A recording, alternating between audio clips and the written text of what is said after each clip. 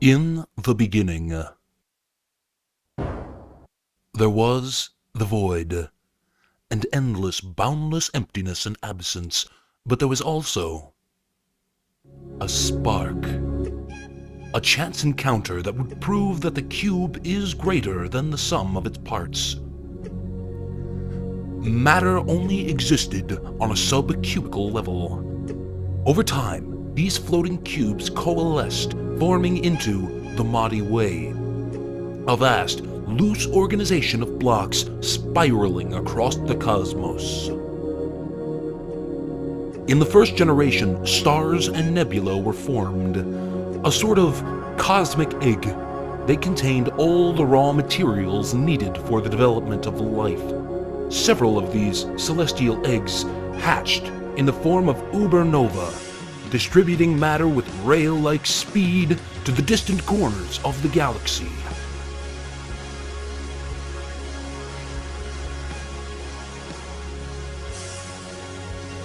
Now we shift our focus to a slightly smaller section of the cubiverse. Bits of material that were sent out gradually lost velocity and collapsed together, floating and bonding in a process known as accretion, each according to its kind and gravitational attraction. Time passed.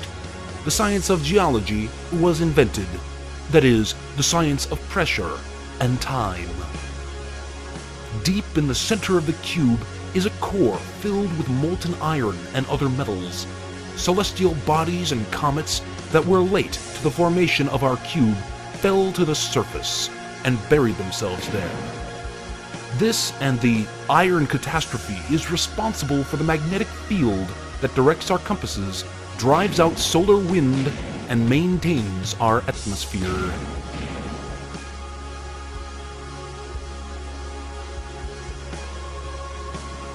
$4.5 billion years ago, the future home of our species, our planet, enters a furious adolescence.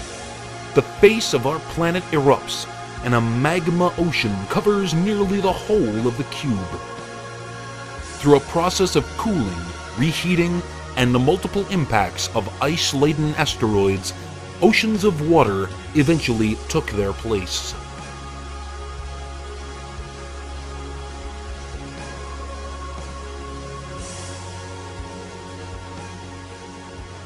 DNA, the building blocks, if you will, of life as we know it. Developed here in primordial soup, or perhaps marooned here by some passing interstellar traveler unable to escape the Earth's gravity, prokaryotic cells took shape and multiplied at a fantastic rate by a process called meiosis. Nature now existed at a cellular level. These families of bacteria, amoeba, and viruses traveled across the cube, eventually reforming themselves into the first multicellular organisms. These creatures fed, grew, and presumably mutated into all the various forms of life on our cube. But the creatures with solid exoskeletons are what formed the very beginning of our fossil record. Through a process of natural selection and common descent, plant life begins to flourish and blossom, seeding the atmosphere with oxygen. Fish grew fins that became stronger with each generation. We believe these fins may have extended themselves into crude legs capable of supporting weight. The transition from water to land did not occur overnight. Our amphibious tetrapods spent more and more time on the land, developing a growing confidence and an eventual appreciation for breathing air instead of water. With each new generation, bits of unfinished code would mingle together, creating new and unexpected traits in the offspring. One line of children did away with webbed feet and became chickens, while another line kept them and became ducks. The Cambrian explosion is responsible for the wide variety of life at that time, but we're still uncertain as to what caused this blast of fertility. The animal and plant life came into an unstable balance. More and more young were brought into the world.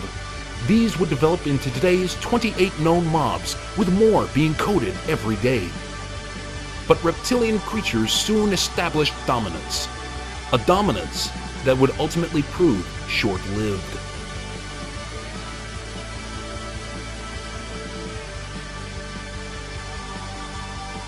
For deep beneath the surface of the cube, primal tectonic forces strained against each other, tearing the continents apart, leaving geologic wonders like the Farlands in their wake. Continental drift reshaped the surface of the cube, tearing apart the supercontinent and slowly distributing them to all edges of the cube over the course of millions, if not billions of years. Dirt and rock were melted into magma by a process called mantle convection and redeposited elsewhere by volcanic eruption. Meanwhile, the lizards and other creatures of the Earth fought amongst themselves in petty struggles for dominance.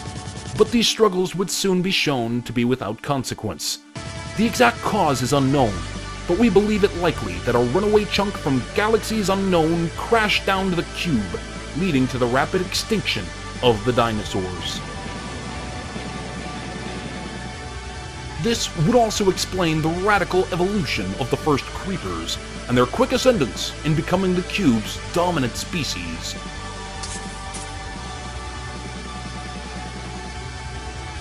Time traveled on, and the cube started to look much as it does today.